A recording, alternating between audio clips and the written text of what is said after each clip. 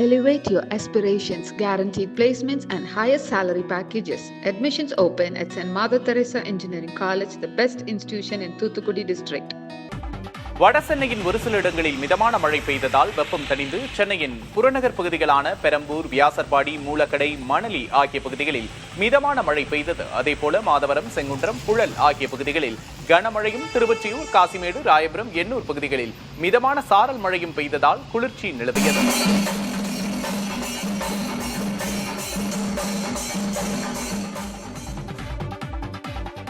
கோவை மாவட்டம் வால்பாறையில் தொடர் கனமழையின் காரணமாக மண் சரிவு ஏற்பட்டதால் போக்குவரத்து துண்டிக்கப்பட்டுள்ளது. இன்று காலை வால்பாறை அருகே பேவர்லி எஸ்டேட் பகுதியில் மண் அரிப்பு ஏற்பட்டு சாலையின் ஓரம் மண் சரிந்து விழுந்தது. இதனால் எஸ்டேட் பகுதிக்கு வாகனங்கள் செல்ல முடியாமல் போக்குவரத்து நெரிசல் ஏற்பட்டது. வால்பாறையில் தொடர்ந்து கனமழை பெய்து வருவதால் பொதுமக்களின் இயல்பு வாழ்க்கை பாதிக்கப்பட்டுள்ளது. எய்ட்ஸ், புற்றுநோய் உள்ளிட்ட 56 நோய்களுக்கு சிகிச்சை அளிப்பதாக விளம்பரம் செய்தால் கடும் நடவடிக்கை எடுக்கப்படும் என்று எச்சரிக்கப்பட்டுள்ளது. எய்ட்ஸ், ஆஸ்துமா, புற்றுநோய், நீரிழிவு, உடல் பருமன் உட்பட 56 நோய்களை குணப்படுத்துவதாக விளம்பரம் செய்தால் சட்டப்படி நடவடிக்கை எடுக்கப்படும் என்று இந்திய மருத்துவத்தின் மாநில மருந்து உரிமம் வழங்கும் அலுவலர் டாக்டர் ஒய்.ஆர். மனோஜ் ஷா எச்சரித்துள்ளார். உச்சநீதிமன்றத்தின் உத்தரவை தொடர்ந்து ஆட்சேபத்துக்குரிய விளம்பரங்கள் தடை செய்யப்பட்டுள்ளன. இதனை மீறி விளம்பரங்களை சமூக ஊடகங்கள் உள்ளிட்ட எந்த தளத்தில் கண்டாலும் பொதுமக்கள் complaints@dmrtn@gmail.com என்ற மின்னஞ்சல் முகவரிக்கு புகார் அளிக்கலாம் என்று மனோஜ் ஷா தெரிவித்துள்ளார்.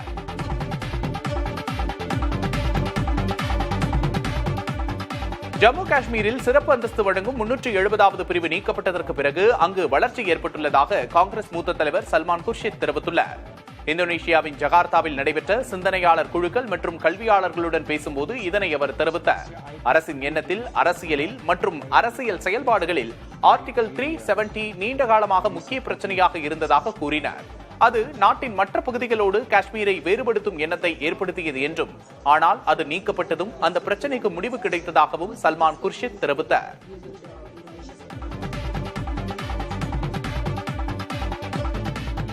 அமெரிக்க அரசின் செலவினங்களை குறைக்கும் திட்டத்தின் தலைவர் பொறுப்பிலிருந்து எலான் மஸ்க் விலகியுள்ள நிலையில் அவர் எப்போதும் அரசுக்கு எல்லா வழிகளிலும் உதவுவார் என அதிபர் டிரம்ப் தெரிவித்துள்ளார். எலான் மஸ்க் அருமையான நபர் என்றும் அவரோடு சேர்ந்து நாளை செய்தியாளர்களை சந்திக்கப் போவதாகவும் டிரம்ப் கூறினார். இதற்கிடையே டாகேயின் புதிய தலைவர் அறிவிப்பு விரைவில் வெளியாகும் என வெள்ளை மாளிகை செய்தி தொடர்பாளர் கரோலின் லீட் தெரிவித்துள்ளார்.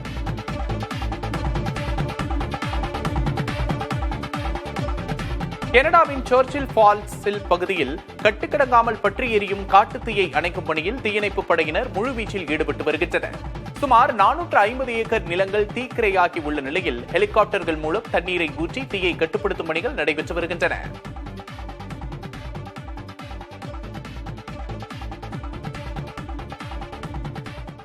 ஒரு நாளில் 8 மணி நேரம் மட்டுமே வேலை பார்க்க முடியும் என்று நடிகர்கள் சொல்வதில் நேர்மையான திரைப்பட இயக்குநர்கள் யாருக்கும் பிரச்சனை இருக்காது என்று பாலிவுட் நடிகர் அஜய் தேவ்கன் கூறியுள்ளார். சந்தீப் ரெட்டி வாங்கா இயக்கும் ஸ்பிரிட் படத்தில் நடிக்க தீபிகா படுகோனிடம் பேச்சுவார்த்தை நடத்தப்பட்டது. ஆனால் கடந்த ஆண்டு பெண் குழந்தைக்கு தாயான தீபிகா தன்னால் ஒரு நாளுக்கு 8 மணி நேரம் மட்டுமே படப்பிடிப்பில் கலந்து கொள்ள முடியும் என்பது உள்ளிட்ட நிபந்தனைகளை விதித்ததால் அவர் அந்த படத்தில் நடிக்கவில்லை என்று கூறப்பட்டது. இயக்குநர் சந்தீப் ரெட்டி வாங்கா எக்ஸ் தளத்தில் தீபிகாவை மறைமுகமாக விமர்சித்து வருகிறார். அவரது ரசிகர்கள் நேரடியாகவே தீபிகாவை கடுமையாக விமர்சிக்கின்றனர். இந்நிலையில் ஒரு நிகழ்ச்சியில் பங்கேற்ற புகழ்பெற்ற பாலிவுட் இணையர் கஜோல் அஜய் தேவ்கனிடம் இதுகுறித்து கேள்வி எழுப்பப்பட்ட போது அவர்கள் இந்த விவகாரத்தில் தீபிகாவுக்கும் 8 மணி நேர வேலை நேர கோரிக்கைக்கும் ஆதரவாக பதிலளித்தனர். ஒடிசா தலைநகர் புவனேஸ்வரைச் சேர்ந்த தொழிலதிபர் ரதிகாந்த் ரவுத்திடம் 20 லட்சம் ரூபாய் லஞ்சம் பெற்ற குற்றச்சாட்டில் அமலாக்கத்துறை துணை இயக்குநர் சிந்தன் ரகுவன்ஷியை சிபிஐ கைது செய்துள்ளது. கல்குவாரி உரிமையாளரான ரவுத்தை அமலாக்கத்துறை வழக்கிலிருந்து தப்ப வைப்பதற்கு 5 கோடி ரூபாய் லஞ்சம் கேட்ட ரகுவன்ஷி பின்னர் அதை 2 கோடியாக குறைத்துள்ளார். இதன் ஒரு பகுதியாக 20 லட்சம் ரூபாயை பெறவிருந்த நிலையில் சிபிஐயால் பிடிக்கப்பட்ட அவர் விசாரணைக்கு பின்பு கைது செய்யப்பட்டார். பீகாரில் அளித்த வாக்குறுதிகளின்படி பகல்காம் தாக்குதலுக்கு தொடர்ந்து பாகிஸ்தானில் உள்ள பயங்கரவாத முகாம்கள் அழிக்கப்பட்டதாக பிரதமர் நரேந்திர மோடி தெரிவித்துள்ளார்.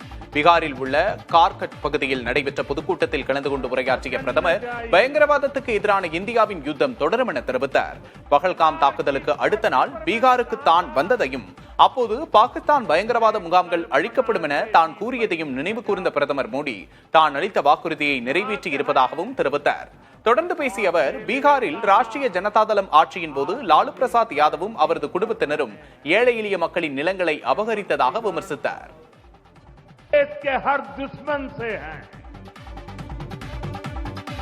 இந்தியாவின் எதிர்கால கிரிக்கெட் நட்சத்திரமாக திகழும் இளம் வீரர் வைபவ் சூரியவன்சி மற்றும் அவரது குடும்பத்தினரை பிரதமர் நரேந்திர மோடி சந்தித்தார். ரசிகர்கள் மனங்களை கவர்ந்துள்ள வைபவை பாட்னா விமான நிலையத்தில் உற்சாகமாக உரையாடிய தருணம் குறித்து பிரதமர் மோடி எக்ஸ் பக்கத்தில் பகிர்ந்துள்ளார். அதில் வைபவின் அபாரமான கிரிக்கெட் திறமை நாடு முழுவதும் பாராட்டை பெற்றுள்ளதாகவும் அவரது எதிர்கால முயற்சிகளுக்காக மனப்பூர்வமான வாழ்த்துக்களை தெரிவிப்பதாகவும் குறிப்பிட்டுள்ளார். 14 வயதான வைபவ் சூரியவன்சி தனது சிறந்த பேட்டிங் திறமைகளாலும் நுட்பத்தாலும் பாராட்டை பெற்று வருகிறார்.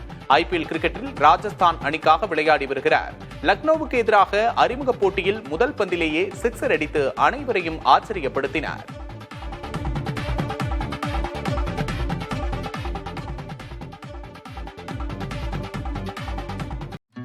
Elevate your aspirations, guaranteed placements and higher salary packages. Admissions open at St. Mother Teresa Engineering College, the best institution in Thoothukudi district.